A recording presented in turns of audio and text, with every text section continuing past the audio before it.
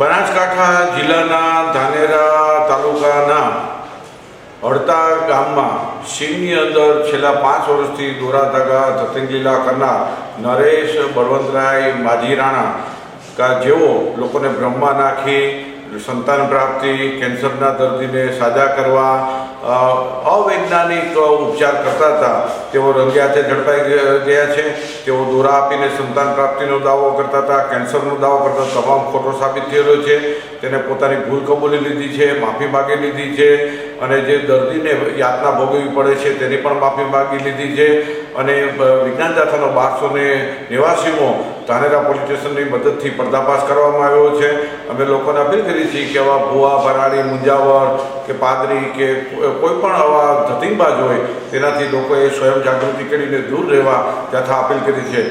વિજ્ઞાન જાથાએ આજે નરેશ ભુવાને અને એની પાપ લીલા અને પાખંડ લીલા કાયમી માટે સમાપ્ત કરેલ છે અને હવે લોકોએ તેમાંથી ધડો લઈ અને આવા ભુવા ભરાડથી દૂર રહેવા જાથા અપીલ કરે છે।